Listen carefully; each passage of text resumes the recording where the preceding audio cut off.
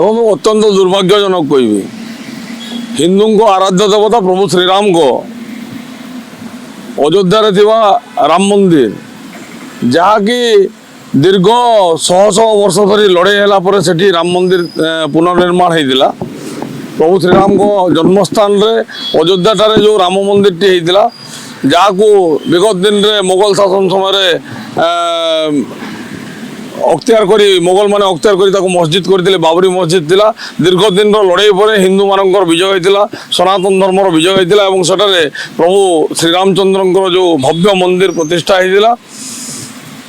ସେଥିରୁ ଆପଣ ଦେଖିଥିବେ ସାରା ଭାରତ ବର୍ଷରୁ ପ୍ରତ୍ୟେକ ପରିବାର ଠାରୁ କିଛି ନା କିଛି ଦାନ ହିସାବରେ ଅର୍ଥ ଏବଂ ଅଳଙ୍କାର ଆଭୂଷଣ ପ୍ରଭୁଙ୍କ ପାଇଁ ଆଭୂଷଣ ଏମିତି ଦାନରେ ଦିଆଯାଇଥିଲା ଯାହା ଚୋରି ହେବା ଅତ୍ୟନ୍ତ ଦୁର୍ଭାଗ୍ୟଜନକ ବୋଲି କହିବି। କଥାରେ ଅଛି ଆପଣ ଖଟୁଳି ଖାଇବା କଥା ଜାଣିଥିବେ, ଲୋକଙ୍କୁ ଆଉ କିଛି ମିଳିଲା ନାହିଁ। ଶେଷରେ ସେମାନେ ପ୍ରଭୁଙ୍କ ଯେଉଁ ହୁଣ୍ଡିକୁ ବି ଚୋରି କରିକି ନେଇଗଲେ। ଏଠି ପ୍ରଶ୍ନ ଉଠୁଛି ରାମ ମନ୍ଦିର ଯେଉଁ ଟ୍ରଷ୍ଟ ରହିଛି, ରାମ ମନ୍ଦିରର ଯେଉଁ ଟ୍ରଷ୍ଟ ରହିଛି ତା ଉପରେ ଲୋକଙ୍କ ଟ୍ରଷ୍ଟ ଆଉ ନାହିଁ। ମୁଁ ତ କହିବି ସେ ଟ୍ରଷ୍ଟରେ ଥିବା ସମସ୍ତ ଟ୍ରଷ୍ଟିଙ୍କୁ ତଦନ୍ତର ପରିସରଭୁକ୍ତ କରାଯାଉ। ସେଥିରେ ଯେଉଁମାନେ ଦାୟିତ୍ୱରେ ଥିଲେ ଯେମିତିକି ଚମ୍ପତ ରାୟ, ଏବେ ବର୍ତ୍ତମାନ ଖବର ଆସିଛି ଚମ୍ପତ ରାୟ, ଗୋପାଳ ରାୟ, ଅନିଲ ମିଶ୍ରା, ଏମିତି 3 ଜଣଙ୍କ ନାଁ ଆସୁଛି। ତତ୍ ସହିତ ଆହୁରି ବି ଏଇ ଘଟଣାରେ ଯେଉଁମାନେ ବି ସମ୍ପୃକ୍ତି ରହିଛନ୍ତି ମୋଟାମୋଟି ମୁଁ ତ ଯେତିକି ଜାଣିଛି ପାଖାପାଖି 8-10 ଜଣଙ୍କ ନାଁ ଉଠୁଛି। ସମସ୍ତେ ଏଥିରେ ସାମିଲ ରହିଛନ୍ତି ବୋଲି ମୁଁ କହିବି। ଏବଂ ଏଇ 2 ଦିନ ତଳର ଘଟଣା କହୁଛି କିଛି ଲୋକଙ୍କ ଘରୁ ତଲାସି ବେଳେ ପଇସା ବି ମଧ୍ୟ ବାହାରିଛି, ବହୁତ ପଇସା ବାହାରିଛି। ଜାଣିଥିବେ ଏଇ ଯେଉଁ ଘଟଣାଟି ଘଟିଲା ସାରା ଦେଶକୁ ନିନ୍ଦିତ କରିଛି ଏବଂ ଯେଉଁ ଆସ୍ଥା ଲୋକଙ୍କର ଥିଲା ରାମ ମନ୍ଦିର ପ୍ରତି, ଯେଉଁ ଜନସାଧାରଣଙ୍କ ଆସ୍ଥା ଥିଲା ସାରା ଦେଶବାସୀଙ୍କର, ତାହା କ୍ଷୁଣ୍ଣ ହେଇଛି ବୋଲି ମୁଁ କହିବି। ଅତ୍ୟନ୍ତ ଦୁର୍ଭାଗ୍ୟଜନକ ଘଟଣା। ସରକାର ଏହା ଉପରେ ଗୁରୁତର ସହିତ ନେବାର ଆବଶ୍ୟକ ରହିଛି। SIT ତଦନ୍ତ କରିଛନ୍ତି, ନିଶ୍ଚିତ ରୂପେ ତାକୁ ସ୍ୱାଗତ କରିବୁ। କିନ୍ତୁ ଏହି ଘଟଣାରେ କାହାକୁ ଛଡ଼ାଯିବା କଥା ନୁହଁ। ଯେତିକି ଜଣ ଦାୟିତ୍ୱରେ ଥିଲେ ଏବଂ ସମସ୍ତଙ୍କୁ ତଦନ୍ତର ପରିସରଭୁକ୍ତ କରି ସମସ୍ତ ଦୋଷୀଙ୍କ ଉପରେ ଦୃଢ଼ କାର୍ଯ୍ୟାନୁଷ୍ଠାନ ନେବାର ଆବଶ୍ୟକ ରହିଛି।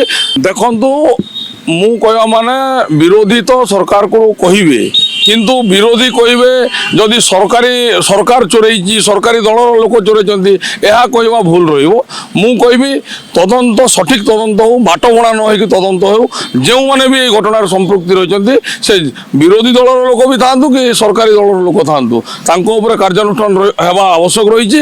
କାହିଁକି ନା ଏମିତି କାର୍ଯ୍ୟାନୁଷ୍ଠାନ ହେବାର ଆବଶ୍ୟକ ରହିଛି ଆଗକୁ ଯେମିତି ଲୋକ ଏ ବାବଦରେ ଚିନ୍ତା ମଧ୍ୟ କରିବେ ନାହିଁ। ଅନ୍ୟ କୌଣସି ମନ୍ଦିରର ହୁଣ୍ଡିରୁ ଯେମିତି ଚୋରି କରିବା ପାଇଁ ଲୋକ ଡରିବେ, ବିପଦ ବୋଲି ଭାବିବେ, ସେ ପ୍ରକାର କାର୍ଯ୍ୟାନୁଷ୍ଠାନ ହେବାର ଆବଶ୍ୟକ ରହିଛି। ଆଉ ବିରୋଧୀ କ'ଣ କହିଲେ ସେ କଥାକୁ ମୁଁ ଯିବିନି। ବିରୋଧୀ କହିବେ ସରକାରୀ ଦଳ এই ଘଟଣାରେ ସମ୍ପୃକ୍ତି ଅଛି, ମୁଁ କହିବି ବିରୋଧୀ ଦଳ এই ଘଟଣାରେ ସମ୍ପୃକ୍ତି ଅଛି, ତ ମୁଁ କହିଦେଲେ ହେଇଯିବ କି? ତ ସେଥିପାଇଁ ଯେଉଁମାନେ ବି ଘଟଣାରେ ସମ୍ପୃକ୍ତି ରହିଛି, ଯେଉଁମାନଙ୍କର ରହିଛି ତାଙ୍କ ଉପରେ କାର୍ଯ୍ୟାନୁଷ୍ଠାନ ଆବଶ୍ୟକ ରହିଛି, ଦୃଷ୍ଟାନ୍ତମୂଳକ କାର୍ଯ୍ୟାନୁଷ୍ଠାନ ଆବଶ୍ୟକ ରହିଛି। ଏହା ଛୋଟ ଘଟଣା ନୁହଁ, ଏହା 1000-2000, ଲକ୍ଷ 2 ଲକ୍ଷ ଟଙ୍କା ନୁହଁ, କୋଟି କୋଟି ଟଙ୍କାର ଆତ୍ମସାତ କରାଯାଇଛି। ପାଖାପାଖି 7ରୁ 10 କୋଟି ଟଙ୍କାର ଅଳଙ୍କାର ଏବଂ ନଗଦ ପଇସା ଏଠୁ ହୁଣ୍ଡିରୁ ଯାଇଛି, ଯାହାକି ଅତ୍ୟନ୍ତ ଦୁର୍ଭାଗ୍ୟଜନକ ବୋଲି ମୁଁ କହିବି। ଏବଂ ସେଥିପାଇଁ ସରକାର ତା ଉପରେ ପଦକ୍ଷେପ ନେବେ ବୋଲି ମୋର ଆଶା ରହିଛି ଏବଂ ବିଶ୍ୱାସ ମଧ୍ୟ ରହିଛି। ଏବଂ ଲୋକ ଯେଉଁ ରାମ ମନ୍ଦିର ଟ୍ରଷ୍ଟ ଉପରେ ଭରସା ରଖିଥିଲେ, ଯେଉଁ ଟ୍ରଷ୍ଟ ରଖିଥିଲେ, ସେଇ ଟ୍ରଷ୍ଟକୁ କେମିତିକି ଲୋକ ରଖିବେ ତା ଉପରେ ସରକାର ଚିନ୍ତା କରିବାର ସମୟ ଆସିଛି। ଦେଖନ୍ତୁ, 4 ଜଣ କେବଳ ଏଥିରେ ସମ୍ପୃକ୍ତି ନାହାନ୍ତି ଆଜ୍ଞା, ଆହୁରି ଯେଉଁମାନେ ଅଛନ୍ତି ତାଙ୍କୁ ମଧ୍ୟ ଗିରଫ କରିବାର ଆବଶ୍ୟକ ରହିଛି। କେବଳ ଗିରଫ ନୁହଁ, ଦରକାର ତଳେ ତାଙ୍କ ଘର ଉପରେ ବୁଲଡୋଜର ବି ଚାଲିବା ଆବଶ୍ୟକ ରହିଛି। ଦରକାର ତଳେ ସେମାନଙ୍କୁ ଏନକାଉଣ୍ଟର ମଧ୍ୟ କରିବାର ଆବଶ୍ୟକ ରହିଛି। ଏଇଟା 4 ଜଣଙ୍କର କାମ ନୁହଁ କି ଗୋଟିଏ ଦିନର କାମ ନୁହଁ।